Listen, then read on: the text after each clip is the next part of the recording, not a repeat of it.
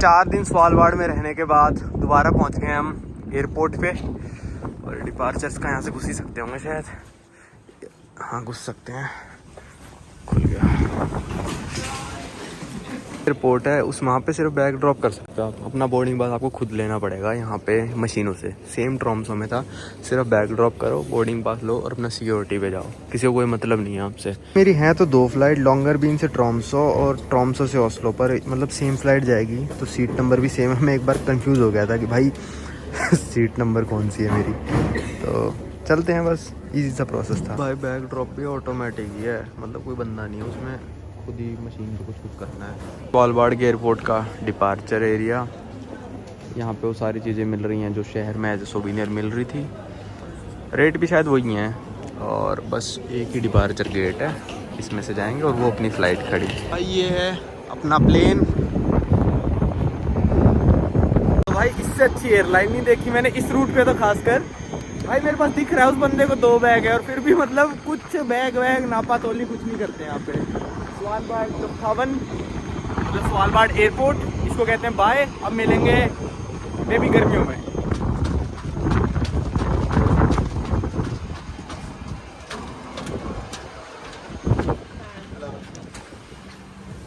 भाई पहली बार देख रहा हूँ मैं तो कॉकपिट के अंदर।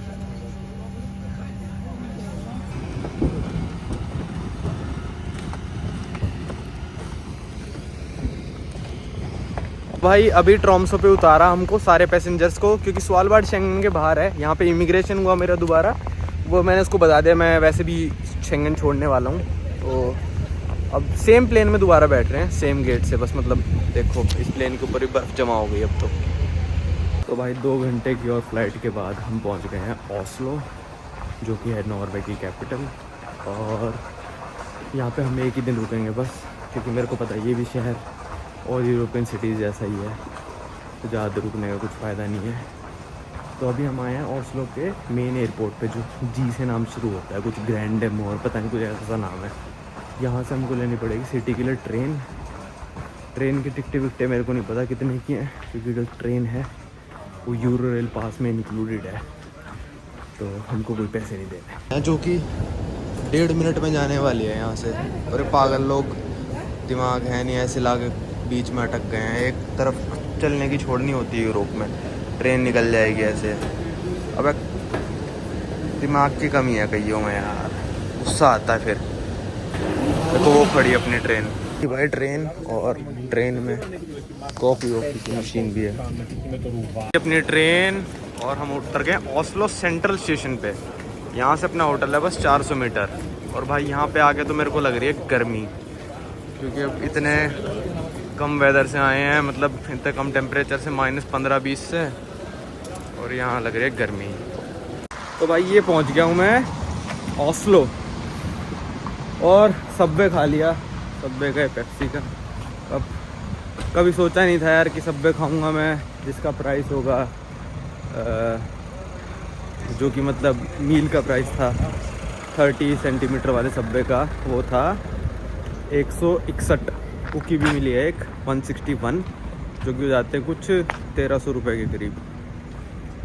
इतना बड़ा पब्लिक ट्रांसपोर्ट का बोर्ड मैंने ज़िंदगी में पहली बार देखा है। ये फ्लक्चुएट नहीं हो रहा है, मेरे फ़ोन में हो रहा है।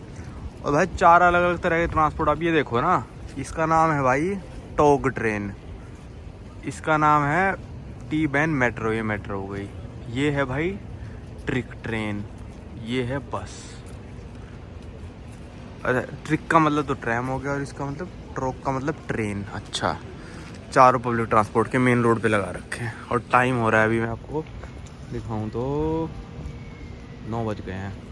ग्लोबल वार्मिंग का ये हाल है ना कि आप सोच नहीं सकते कि मैं अभी 25 जनवरी में ओस्लो में खड़ा हूँ और यहाँ पे बर्फ़ नहीं है। बर्फ़ साइड में इकट्ठी कर रखी है बिल्कुल, वो भी सड़ी हुई है, पुरानी सी, मतलब मिट्टी मिट्टी हो रखी है वो भी।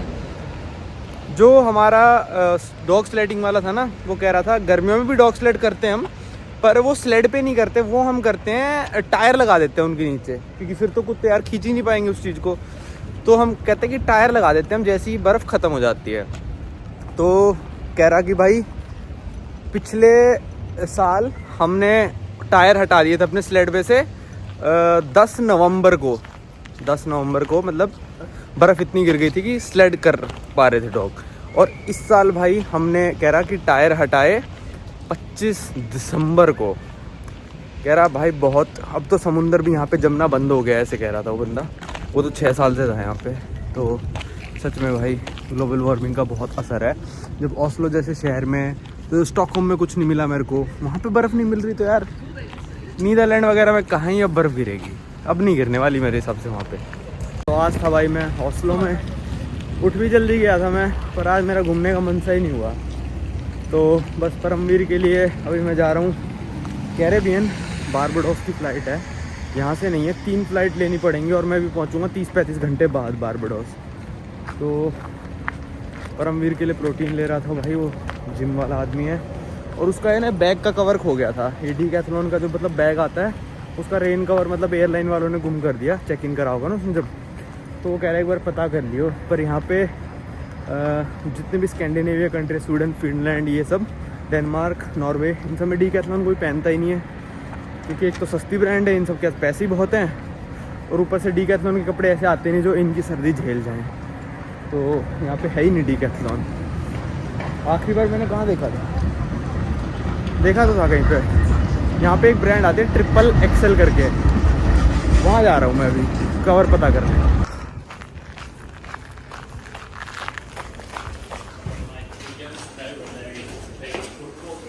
आज मैं बैठने वाला हूँ अपने ज़िंदगी के सबसे छोटे एयरप्लेन में। ये देखो कैसा सा है, 2-2 वाली अरेंजमेंट है इसमें। ये था अपना प्लेन 2x2 का, और सही था, अच्छा था, वेल मेंटेन्ड, एंटरटेनमेंट वगैरह था। यहाँ से पंखड़ी दिख रही थी भाई, पूरी फट रही थी मेरी। और ऊपर वाले बहुत छोटे हैं, मेरा ये वाला बैग ना बहुत बड़े आराम से आ जाता है, पर आया नहीं इस वाले में। भाई इस एयरपोर्ट पे आखिरी डिपार्चर है 22:55 का, मतलब 11 बजे का, और आखिरी अराइवल है लंदन से 12 बजे का। तो भाई ये दोनों स्पेशल क्यों लिख रखे हैं। तो अब मेरे को लग रहा है यहाँ से तो यार वो है कि कनेक्टिंग जिसकी फ़्लाइट है, जिसका आगे का बोर्डिंग पास है, मेरे को अराइवल एरिया में जाना पड़ेगा और वहीं पे सोना पड़ेगा फिर, मेरे को लग रहा है। तो भाई अब अगली फ़्लाइट अपनी ना KLM की है, तो यहाँ से ट्राई कर लेते हैं, बोर्डिंग पास मिल जाए तो। कम से कम नहीं चाहिए भाई 626 नोक, तुम 6000 रुपये का भाई, कोई सेंस है भाई? बड़ा ही लंबा सिस्टम है यार। एक चेक्ड बैगेज नो, नहीं मेरे को नहीं करना checked. Okay, would you like to yes print now. Email का सिस्टम नहीं रखना, इतने कोई पौधे नहीं बच रहे इससे से। ओके भाई, बर्गन से एम्स्टर्डम, कल सुबह एम्स्टर्डम से ब्रिजटाउन। भाई पता नहीं कौन सी घड़ी में फ़्लाइट बुक करती थी मैंने। 11 घंटे का लेओवर था इस एयरपोर्ट पे, बर्गन करके कोई एयरपोर्ट है नॉर्वे में। और ओस्लो से यहाँ आया पहले मैं, एक ही PNR पे विंड्रो करके, वो जो आपने छोटा सा प्लेन देखा वो एयरलाइन थी। और अब बज रहे सुबह के 4:45 और 6:10 की फ़्लाइट है अपनी एम्स्टर्डम की। 1.5-2 घंटा एम्स्टर्डम जाने में लगेगा। आँखें पूरी लाल हो गई भाई, इस फट्टे से पे सोया था, पर चलो सही था, कम से कम सीधा तो था। और फिर एम्स्टर्डम पे भी भाई 6.5-7 घंटे का लेओवर है, और फिर उसके बाद भी फ़्लाइट है 9 घंटे 10 घंटे। एम्स्टर्डम से डायरेक्ट आप फ़्लाइट ये लोगे ना, तो आपको पड़ेगी 1,25,000-1,30,000 रुपये की डायरेक्ट एम्स्टर्डम से।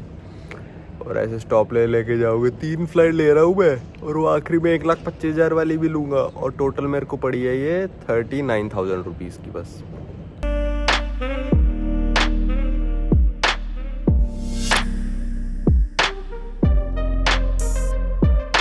भाई मैं पहुंच गया हूँ एम्स्टर्डम एयरपोर्ट पे। यहाँ से अपनी आखिरी फ़्लाइट है, पर उसके लिए हमको 6.5 घंटे भी वेट करना है, लगभग 6-6.5 घंटे। तो यहाँ पे 7 स्क्रीन लगे हुए हैं, और भाई किसी में भी कोई भी फ़्लाइट रिपीटेड नहीं है। अभी सुबह के बज रहे हैं 7:30, तो वहाँ से 7:30 से शुरू होती है फ़्लाइटें, डिपार्चर्स हैं और सारे, कोई अराइवल नहीं है, सारे डिपार्चर यहाँ तक के। अभी तक हमारा आने ही वाला है, बस किस्मत अच्छी है हमारी। हमारा 2:35 पे डिपार्चर, तो अभी आ जाएगा, नहीं आया भाई 2:30 वाला आ गया एक और। तो 31 फ़्लाइट एक स्क्रीन पे लिखी हैं और 7 स्क्रीन लगे पड़े हैं ये, तो 210 फ़्लाइट्स डिपार्ट होंगी हमारी फ़्लाइट आने से पहले, मतलब डिपार्चर से पहले 210। आ गए भाई अपनी flight bridge town, port of Spain भी जाएगी, मतलब ब्रिज टाउन एक दूसरी बारबाडोस में है, पोर्ट ऑफ स्पेन दूसरी कंट्री है। ये है अपनी E3। तो भाई यहाँ पे बैठ गया मैं गेट पे और अभी फ़्लाइट इस गेट से बोर्ड हो रही है सेंट मार्टिन की। ये भी एक छोटा सा आइलैंड है वहाँ पे, जो कि नीदरलैंड के कब्ज़े में है। आधा नीदरलैंड के कब्ज़े में है और आधा फ्रांस के कब्ज़े में है। तो हमारी फ़्लाइट है इससे अगली वाली bridge town port of Spain. भाई अभी जाके मेरे को कुछ ढंग से होश आया है। वीडियो भी ऐसी बना रहा था मैं कि भाई चलो ठीक है, ये हो रहा है ये हो रहा है, एक एक 2-2 सेकंड दिखा दिया बस। तो ये जर्नी शुरू हुई थी मेरी स्वालबार्ड से।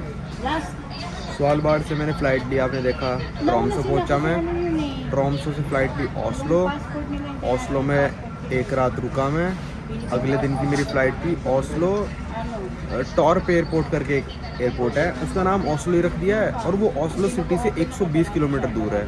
मेरी पहले ट्रेन कैंसिल हुई, फिर जो बस मैंने ली वो 2500 रुपये की बस ली मैंने ओस्लो से उस एयरपोर्ट तक की। बस 40-50 मिनट लेट हो गई, जिसकी वजह से मैं फ़्लाइट से कुल 1 घंटा पहले एयरपोर्ट पे पहुंचा। और बोर्डिंग पास वगैरह आप पहले ही ले लेना भाई, इनमें कोई दिक्कत नहीं होती यूरोपियन कंट्रीज़ में ना। आप फ़ोन में लेके जाओ, स्कैन करो, आपको बोर्डिंग गेट पे भी नहीं जाना, बैग भी खुद ही ड्रॉप करने होते हैं, ठीक है। फिर उस ओस्लो एयरपोर्ट से मैंने फ़्लाइट ली बर्गन की, वो छोटा सा एयरप्लेन जो आपने देखा। बर्गन एक वेस्ट में टाउन है नॉर्वे में। फिर बर्गन एयरपोर्ट में मेरा 11 घंटे का स्टॉप था। बर्गन एयरपोर्ट से मैंने KLM एयरलाइन की फ़्लाइट ली, जो आपने देखा बिल्कुल रायनेयर जैसी थी, कोई भी अंतर नहीं था, बस एक छोटी सी कुकी दी थी। वो ली और मैं आया एम्स्टर्डम, जो कि KLM एयरलाइन का हब है। अब यहाँ पे था मेरा 7 घंटे का स्टे और अब है 9 घंटे 9.5 घंटे की फ़्लाइट। मैं जा रहा हूँ कैरेबियन आइलैंड्स, जो कि मतलब शायद ही किसी ब्लॉगर ने आपको दिखाया होगा अभी तक। वैसे नहीं कह रहा मैं पहला हूँ दूसरा हूँ, ये सब टंटेबाजी मेरे को नहीं आती करनी, पर बहुत कम इंडिया से जाते क्योंकि एक तो रूट ही नहीं है। आपको या तो भाई यूरोप से डायरेक्ट फ़्लाइट लेनी पड़ेगी, जिसके लिए आपको यूरोप का वीज़ा चाहिए होगा, और कोई भी फ़्लाइट दुबई वगैरह से नहीं जाती है। या तो आपको मैक्सिको जाना पड़ेगा दुबई से डायरेक्ट, उसके लिए भी मैक्सिको का वीज़ा ये वो। और जो इंडियन पासपोर्ट पे ऐसे लिखते हैं ना 60 कंट्री फ्री हैं, 65 कंट्री फ्री है, उनमें से हम अगले 6-7 वीडियोज़ में वो सारी कंट्री विज़िट करेंगे बाय क्रूज़। एक क्रूज़ लिया है, परमवीर भी वहीं पे आ रहा है, पैसेंजर परमवीर आप जानते होंगे। एक क्रूज़ लिया है जो कि हमको अगले 8 दिन तक घुमाएगा, 5-6 अलग अलग देश, रोज़ अलग देश में हम पहुंचेंगे। और सच में कंट्रीज़ हैं, वो कंट्रीज़ में काउंट होते हैं, UN में आते हैं, UN मेंबर स्टेट्स हैं, ठीक है। तो अभी तो हम चलते हैं KLM की एयरलाइन में। ये वाला प्लेन देखते हैं कैसा है भाई, एंटरटेनमेंट सिस्टम उसमें तो कुछ भी नहीं था यार। मेरे को लग रहा है कि KLM ने सोचा कि यूरोप में तो लोग सस्ती फ़्लाइट्स ले रहे हैं, रायनेयर वगैरह वगैरह जो भी सारी सस्ती हैं, तो हम भी ऐसी फैसिलिटीज़ क्यों दें, हम भी सस्ती कर देते हैं। तो सीट भी बिल्कुल मतलब बिल्कुल सेम रायनेयर, रिक्लाइन तक नहीं होती यार, और ये अपने आप को रॉयल डच एयरलाइंस कहती है यार। ये तो इनका तो बहुत बुरा हाल है यार। एक लेगेसी तो मेंटेन करनी पड़ती है, एक इज्जत तो मेंटेन करनी पड़ती है, चाहे आप कैसे भी रूट पर प्लेन उड़ा रहे हो, पर आपको यार अगर आपका नाम KLM है तो आपको वो मेंटेन करना पड़ता है यार। अगर आपका नाम एमिरेट्स है, कल को एमिरेट्स कहने लग जाए भाई बैग के पैसे दो, तो हमको ये अजीब लगेगा यार, एमिरेट्स से बात कर रहे हैं हम स्पाइसजेट से बात कर रहे हैं। तो KLM ने भी भाई बैगेज के तो पैसे मांगे ही हमसे, ऑब्वियस सी बात है। चलो वो तो अच्छी बात है, किसी को नहीं चाहिए तो ना ले। मेरे को नहीं चाहिए था, 12 किलो अलाउ किया गया है, 2 बैग लेके जा सकता हूँ मैं, एक छोटा एक थोड़ा सा बड़ा, टोटल मिला के 12 किलो, तो मेरा 12 किलो से कम ही है। तो अभी ये देखते हैं भाई 9.5 घंटे फ़्लाइट लेके हम पहुँचेंगे कैरेबियंस। और बारबाडोस इंडियंस के लिए वीज़ा फ्री है, वीज़ा नॉट रिक्वायर्ड है मतलब। तो पर महंगे बहुत हैं यार ये कैरेबियन देश, वो जाके पता चलेगा। अभी तो अभी फ़्लाइट लग चुकी है अपनी, 2 घंटे में उड़ेगी, अभी तो 2 घंटा हो रहा है। सुबह 7 बजे आ गया था मैं यहाँ पे, और बहुत बड़ा एयरपोर्ट है भाई। किस दिन टाइम मिला, हिम्मत जिस दिन हुई मेरे अंदर, अभी हिम्मत नहीं है। आप देख लो कब निकला था मैं स्वालबार्ड से, और मैं स्वालबार्ड से मेरी फ़्लाइट थी 25 तारीख को दोपहर की, और अब 27 तारीख की दोपहर हो चुकी है, और मैं 27 तारीख की बारबाडोस में रात को पहुंचूंगा। मतलब यहाँ पे तो 28 तारीख लग जाएगी, वहाँ पे 27 चल रही होगी। तो चलते हैं, आपको लेके चलते हैं कैरेबियंस। जो आपने वो देखा होगा, वेस्ट इंडीज़ की जो क्रिकेट टीम है ना, वो कैरेबियन आइलैंड्स का मतलब एक ग्रुप है, 10-15 कैरेबियन आइलैंड है। उसमें एक ही कंट्री की नहीं, सारे कंट्रीज़ मिलके प्लेयर्स देती है, और वो टीम बनती है वेस्ट इंडीज़ की। तो कई सारे प्लेयर बारबाडोस के हैं, कई सारे प्लेयर्स जमाइका के, कई सारे प्लेयर्स एंटीगुआ बारबुडा, ये सब इन सब जगह के हैं। तो हम ये सारी कंट्रीज विजिट करेंगे।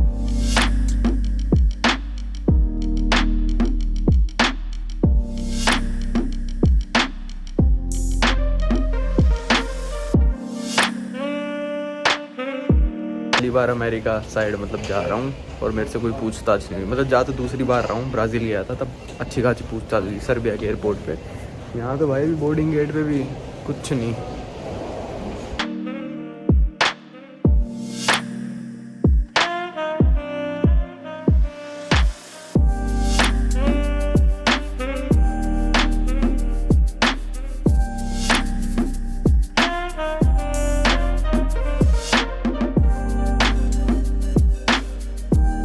तो भाई मेरे को पता तो था कि KLM की सर्विस अच्छी टॉप क्लास में आती है, पर पिछली वाली फ़्लाइट वही है, उन्होंने सोचा कि यूरोप में सब सस्ती लेते हैं, हम इस फ्लाइट को क्यों महंगा करें, हम भी सस्ती उड़ाते हैं। पर ये गलत चीज़ है यार, किसी अच्छी एयरलाइन के लिए करना।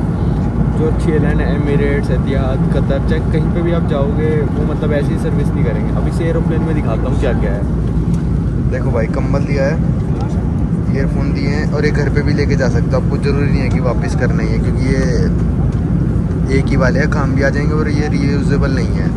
ठीक है, आके भाई बंदा सबसे पहले आके पानी की बोतल दे के गया एक, और ये शायद हाथ धोने का।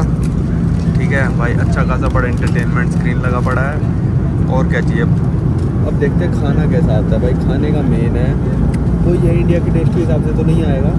अगर आप दिल्ली से फ़्लाइट लेते हो KLM की, तो इंडिया के टेस्ट के हिसाब से खाना मिलेगा। अब तो सारा इन्हीं के टेस्ट के हिसाब से, मेरे को लग रहा है एक ही लंच देंगे और एक ही डिनर देंगे, और बीच में शायद एक थोड़ी सी मील और देंगे। और अभी हम एम्स्टर्डम से उड़ गए हैं और लंदन के पास जा रहे हैं, पर पता नहीं लंदन के पास जा क्यों रहे हैं। और हमको पहुंचने में लगेंगे अभी 7 घंटे 54 मिनट, और हमको उड़े हुए हो गए कुछ लगभग ये मान लो 20 मिनट। ये खाना आ गया, मैंने इस बार तो पास्ता लिया है, तो मेरे हिसाब से ना देने में थोड़ा अच्छा बना सकते। प्रेजेंटेशन इतनी अच्छी नहीं लगी भाई मेरे को।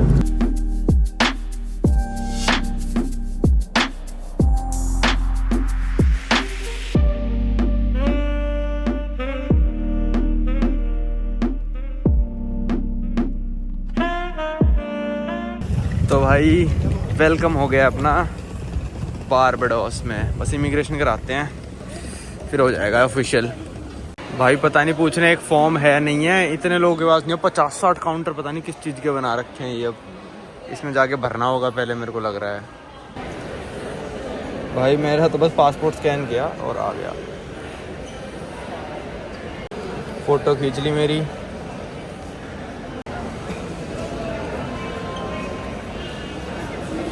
भाई सब कुछ यहीं पे पूछ लिया इन्होंने, तो इमिग्रेशन ऑफिसर के पास गया ही नहीं मैं, पता नहीं अब क्या होगा। भाई इस मशीन ने 2 पर्ची निकाल दी, एक तो ये निकाल दी कुछ कस्टम्स की, और एक ये निकाल दी जिस पे मतलब ये सब लिखा है। मेरी फ़ोटो कैसी आई।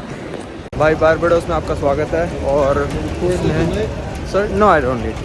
सो भाई यहाँ पे इमिग्रेशन वालों ने पासपोर्ट पे स्टैंप तक नहीं लगाई भाई, और ये जो पर्ची जो मैं आपको पहले दिखा रहा था वो भी मेरे पास ही है। बस पूछा कहाँ रहोगे, एड्रेस दिखा दो, तो मैंने दिखा दिया, अपार्टमेंट बुक कर रखा था, तो कहता ठीक है जाओ वेलकम। कुछ भी नहीं पूछा भाई, कुछ भी। अब कस्टम क्लियर करके और बाहर चलते हैं। And how much is the ticket for the bus? Bus fare is $3.50. $3 is Barbados currency और US dollar? Barbados currency. If it's US currency, it's going to be $2 US. Okay, so bus take both the currencies. Yes. Okay. And is there any ATM here? ATM? On the outside to the right. Okay. Thank you so much. भाई बाहर निकल गए हैं। Host ने बताया था Sheraton mall करके है कोई भाई, तो वहाँ पे आप आ जाना और वहाँ से आप पैदल जा सकते हो, मतलब पैदल आ सकते हो। और टैक्सी यहाँ से कुछ है $25 की। वो कहता मैं $20 में प्रोवाइड करा दूँगा। मैंने कहा भाई $1600 की, $1600 कह रहा हूँ, 1600 की टैक्सी लेता रहूँगा तो भाई हो लिया ट्रैवल। फिर तो 1 महीने में बोरिया बिस्तर बांध के यूट्यूब बंद करके अपना घर पे जाना पड़ेगा। तो मैंने पहले पूछा कि भाई बस कितने लेगी, तो कहते इतनी लेगी। और फिर मैंने कहा अच्छा ATM कहाँ पे है, तो वो कहती वहाँ पे है, बारबाडोस में चलती है भाई। बारबाडोस की करेंसी जो जिसकी वैल्यू है $1 जो US का है, उसमें 2 बारबाडोस की करेंसी आती है। मतलब ये मान लो 40-41 रुपये के करीब आप आज की तारीख में बारबाडोस की करेंसी मान लो। और बस लेगी 3.5 बारबाडोस की करेंसी या फिर 2 US की। तो इससे अच्छा तो भाई मैं बारबाडोस की दूंगा ना, US की देने में तो नुकसान हो जाएगा। तो एक बार बस ATM से पैसे निकलवा लें और फिर चलते हैं।